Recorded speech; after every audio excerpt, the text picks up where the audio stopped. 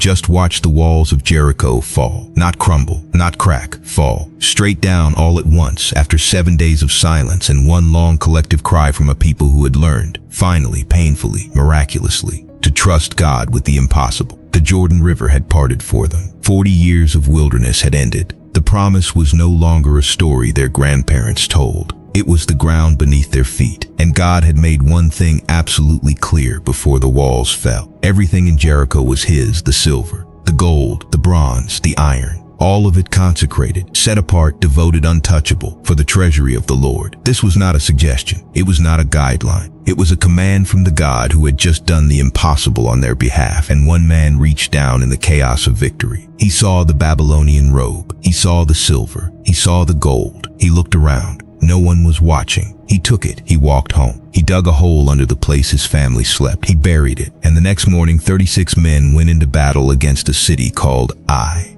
a small city barely worth the effort, and came home broken, routed, running, and no one knew why. Not yet, but God knew. God always knows. And what happened next reveals something about the financial choices you make in private that most people spend their entire lives never understanding. This is the story of Achan, and it is the most important warning in Scripture about what your hidden financial sin costs the people around you. 1. The world after Jericho. To understand Achan's choice, you have to understand the moment he made it. Israel was not struggling when this happened. They were not desperate. They were not starving in the wilderness, not facing annihilation, not making a choice born of survival. They were winning. Jericho had fallen. The conquest of Canaan had begun with a miracle so undeniable, so publicly catastrophic for their enemies, that the surrounding nations were already terrified. Rahab had told the spies before the walls fell. The people of the land had heard what God had done at the Red Sea, and their hearts had melted. Israel's reputation was a weapon before a single sword was drawn. This is the context in which Achan made his choice. Not desperation, not poverty, not need, abundance, victory, the intoxicating momentum of a people on the right side of God's power. And that context matters enormously, because the most dangerous financial temptations do not come in seasons of scarcity. They come in seasons of abundance, when the guard is down, when the rules feel less urgent because everything is going well, when the voice that says you deserve this has more room to speak. Achan was a soldier of the tribe of Judah, the leading tribe, the tribe of kings, the tribe through which the Messiah would one day come. He was not a marginal figure, not a known troublemaker. He was part of the most honored lineage in Israel. And he walked through the ruins of Jericho and saw something that awakened something in him. The text in Joshua 7:21 records his confession with devastating specificity. He does not give vague excuses. He tells Joshua exactly what happened, step by step, in words that are among the most psychologically precise in all of Scripture. When I saw in the plunder a beautiful robe from Babylonia, 200 shekels of silver and a bar of gold weighing 50 shekels, I coveted them and took them. I saw, I coveted. I took 3 words, 3 steps, the anatomy of every financial sin that has ever been committed to. What Achan did in the dark. He saw at first the Babylonian robe. The text calls it beautiful. And in the original language, that word carries the sense of something that draws the eye, that arrests attention, that makes you stop. It was not just clothing. It was luxury. It was the kind of thing that communicated status and beauty and a life lived at a different level. In your world, it has a different name, but you know exactly what it is. The thing you saw that stopped you. The thing you looked at longer than you should have. The thing that planted itself in your imagination and started speaking. Achan saw it. And then he stayed with what he saw. This is where the sin took root. Not in the taking, but in the dwelling. The moment he kept looking, the robe stopped being an object and became a desire. And desire, once it is fed, does not stay quiet. It begins to negotiate. It begins to reason. It begins to construct the argument for why this particular thing in this particular moment should be an exception to the rule he knew. He coveted. That word in Hebrew, chamad, is the same word used in the 10th commandment. Do not covet. God had known from the giving of the law that this particular movement of the human heart, from seeing to wanting to taking, was the exact sequence that would destroy people. He had named it as a commandment not because it was obscure, but because it was universal. And then Achan took. He walked out of the ruins of Jericho carrying a robe, 200 shekels of silver, and a bar of gold. He walked home. He walked past his family. He waited until the camp was quiet, and he dug. The text says he dug under his tent, under the place his household lived, and hid the things there. He covered the hole. He smoothed the ground. He went to sleep. Imagine that night, the camp celebrating, the nation of Israel processing the miracle they had just witnessed, talking about what comes next, singing perhaps, praying perhaps, feeling the collective joy of a people whose God had just done the impossible. And one man lying awake over a hole in the ground, listening to his family breathe, knowing what was buried beneath them. That is what financial sin feels like in the dark. Not triumphant, not satisfying, heavy. The thing you thought would make you feel like you had more. The hidden account, the undisclosed debt, the money moved without telling anyone, the financial decision made in secret. It does not lie quietly under the ground, it breathes. You can feel it when the house is still 36 men in a nation stopped cold. The next morning, Joshua sent men to scout. Ai was small. The scouts came back confident. Send 2,000 or 3,000 men. This is not worth the full army. And Joshua, still riding the momentum of Jericho, sent 3,000. They ran. The men of Ai came out and struck down 36 Israelites. The text says the hearts of the people melted and became like water.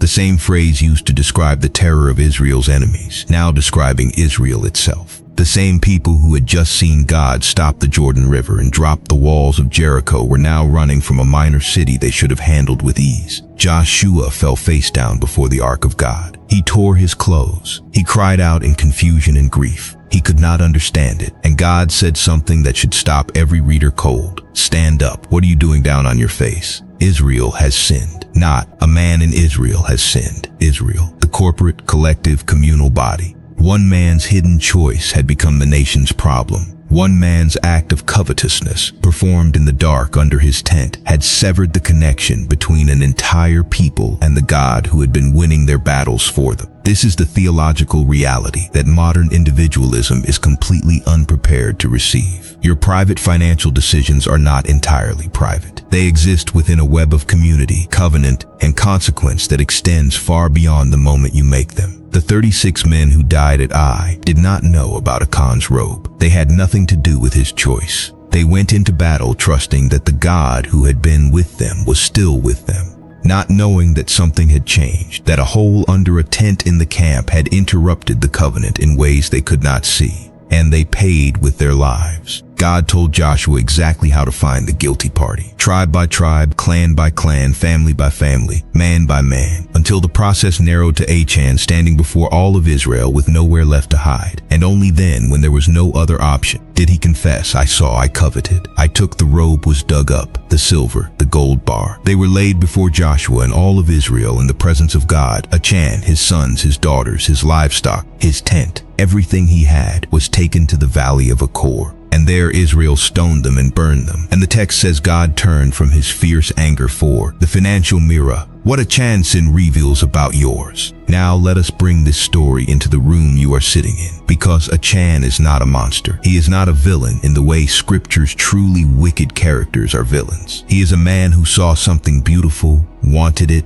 and took it when no one was looking. He is recognizably, uncomfortably human. And that is exactly why this story is so dangerous to ignore. The first pattern this story exposes: the hidden financial sin you are carrying right now. There is something under the tent. There is a financial reality in your life that the people closest to you do not know about. Maybe it is a credit card that exists outside the household budget. Maybe it is a debt you have been managing alone because the conversation feels impossible. Maybe it is money you moved without telling your spouse, justified by a reason that sounded good at the time. Maybe it is income you have not fully disclosed, expenses you have obscured, financial decisions you made in the dark and covered over. Achan's sin was not primarily that he took the things. It was that he buried them and said nothing. He created a gap between what was real and what the people around him believed was real. And that gap, that hidden space between financial reality and financial performance, is exactly where the enemy works. The second pattern, the collective cost of individual financial sin. 36 men died at Ai because of what one man did under his tent. Your financial choices do not exist in isolation. The hidden debt you carry creates pressure on your household that expresses itself in ways your family can feel but cannot name. The financial secret between spouses creates an emotional distance that looks like a communication problem, but is actually a trust problem. The money managed dishonestly in a business creates a culture of opacity that eventually poisons everything it touches. You are not just an individual with a personal financial situation. You are a node in a network of relationships, commitments, and shared futures. What you do with money in private does not stay private. It travels. It shapes the environment around you in ways that the people closest to you experience without understanding why. The third pattern, the gap between public victory and private compromise. Israel had just won the greatest military victory in their history. The walls of Jericho had fallen. The testimony was extraordinary. And under the surface of that public triumph, something was buried that was about to make the whole thing collapse. You see this in the Christian leader who preaches financial integrity on Sunday while carrying a financial secret through the week. You see it in the family whose social media presence reflects abundance, while their private reality is debt and stress, and a marriage strained by money they never discuss honestly. You see it in the business owner who talks about blessing and favor while quietly cutting ethical corners in financial decisions no one will ever audit. Public testimony does not protect you from private compromise. The walls can be falling all around you while something is buried under your tent that will eventually stop everything. The fourth pattern, delayed confession always costs more than immediate confession. Achan confessed only when there was no other option. He waited until the tribal process of elimination had narrowed to him, until there was no remaining possibility of escape. And by the time he spoke, the cost had multiplied catastrophically. 36 men, his entire family, everything. If Achan had walked to Joshua the morning after Jericho and said, "I took something I should not have taken. Here it is, I am sorry," the story would have been completely different. The silver and gold would have gone to the treasury. The robe would have been dealt with, and the battle of Ai might have gone the way God intended. But he waited, and waiting made everything worse. This is true in every financial context. The conversation you are avoiding about hidden debt, every month you wait, the interest compounds and the emotional distance grows. The financial disclosure you owe your spouse, every week you delay.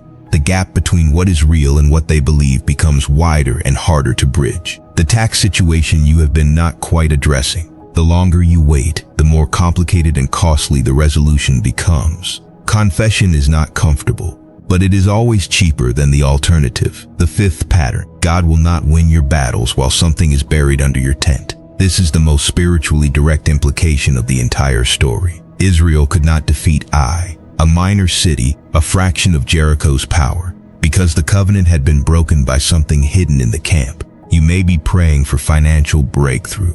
You may be tithing faithfully. You may be doing all the visible things that a person who trusts God is supposed to do, and wondering why nothing seems to move. The question Achan's story forces you to ask is there something buried? Is there a financial truth you have concealed that is interrupting the covenant between you and the God who wants to give you victory? Is there a hidden thing that God is waiting for you to bring into the light before he can move on your behalf in the way you are asking him to? 5 practical steps. Digging up what is buried. Here is the framework. Specific, honest, actionable. Starting this week, step 1. Take inventory of what is hidden. Sit down alone with a notepad, with no audience, and write down every financial reality in your life that someone who loves you does not know about. Every account, every debt, every financial decision made in the dark. Write it all down, not to shame yourself, because you cannot deal with what you will not name. Step 2. Choose a date for the conversation. Look at your list and identify the most important hidden financial truth, the one that most needs to come into the light with the person most affected by it. Choose a specific date this week or next to have that conversation. Not someday, a date. Write it down. Step 3. Prepare for the conversation honestly. Do not minimize what you are disclosing. Do not surround it with so many justifications that the other person cannot hear the truth. Say what happened clearly. Say what the real number is. Say what you are prepared to do about it. Bring the thing out of the ground and lay it before the people who deserve to see it. Step 4. Bring a financial counselor or trusted advisor into the situation. Achan's sin was exposed through a community process. It came into the light in the presence of others. Some financial truths are too heavy and too complicated to address in a private conversation alone. A Christian financial counselor, a pastor who understands financial issues, or a trusted mentor who has been through financial reconstruction. These voices are not weakness. They are the mechanism God uses to help you rebuild what the hidden thing damaged. Step 5. Establish financial transparency as a non-negotiable going forward. Whatever systems need to be built, shared access to accounts, regular financial meetings with your spouse, a monthly review of all household finances together. Build them now, not as surveillance, as covenant, as the practical structure of a household that has decided nothing gets buried here anymore. Step 6. Ask God this specific question in prayer. Lord, is there anything in my financial life that is interrupting your work on my behalf? Is there something hidden that you are waiting for me to bring into the light? Then sit with silence long enough to hear the answer. Because the God who knew about Achan's robe before Joshua fell on his face knows exactly what is under your tent. Achan's story ends in the valley of Achor, which means valley of trouble. But the prophet Hosea, centuries later, said something remarkable about that place. He said God would make the valley of Achor a door of hope, the place of your financial trouble, the thing you buried, the secret you have been carrying, the hidden sin that has been costing you more than you know. That place is not the end of your story. It can become the doorway to something different, but only if you are willing to dig it up, the robe, the silver, the gold. Bring them out. Lay them before God and before the people who deserve the truth, because the battle you have been losing is waiting on the other side of that conversation. If the weight of financial secrets has been part of your story, I want you to watch the video that comes next in this series, Dirty Money to Holy Purpose. What Zacchaeus did the day after he met Jesus. Because Achan buried what he took, Zacchaeus gave it back with interest. And the transformation between those two responses is the entire distance between financial destruction and financial freedom. That video is on screen